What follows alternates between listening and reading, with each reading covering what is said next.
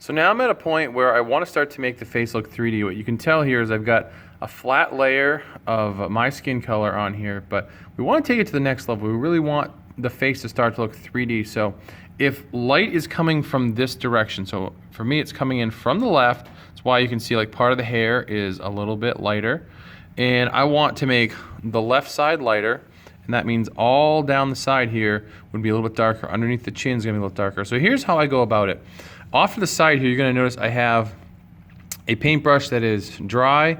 It's only going to ever be used for a dry brush technique or just a water brush technique. It's never actually going to get any paint added to it. I'll show you what that means in a little bit. So I've got my darker skin tone over here, and all I'm going to do is I'm going to go through and start to apply where I think it would be a little bit darker. So the most obvious for me is going to be under the chin, and it's going to seem really stark at first, like, oh my goodness, that is really, really dark compared to what you already have there. And once you see some of the blending techniques that I use, it will make a lot more sense. So instead of leaving it like that, I'm actually going to go back through with water. So again, just going in for a little bit of water, scrape it off, and now I'm going to blend this out until it takes on the color of the neck, or the color that the neck originally was.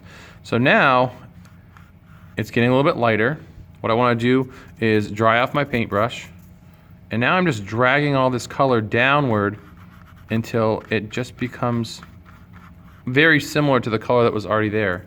So getting ready some more of this, and now very lightly, barely touching it.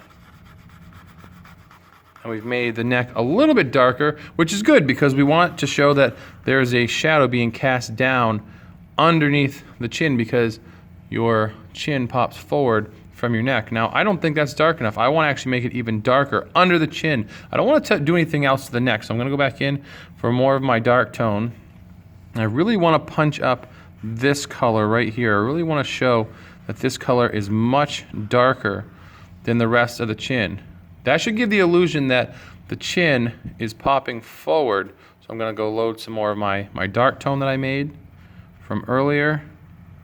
I really want to punch up this color. I want to show that the chin really is in front of the neck. So I'm going to go dry off this brush.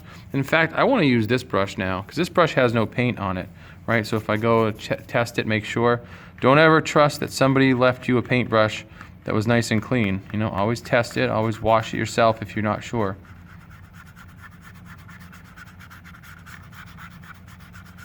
So I've gotten the neck to a point where it's starting to look like there's a shadow right here. Now, I might think to myself, I think I made that a little bit too dark. So I'm gonna go back in for just water. So I'm just loading up some water, that's it. And I'm gonna thin this out. I'm gonna thin this color out. Be sure not to bump into the shirt color too much because watercolor is never really permanent until you spray a fixative over it.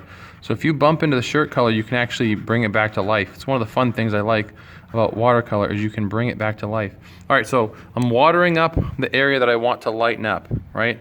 All water.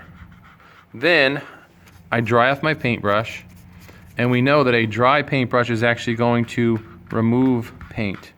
So what's happening here is paint is starting to come up off the page instead of being applied onto the page. And I would say that neck is really starting to show the illusion that this is a darker area and my neck is behind the head.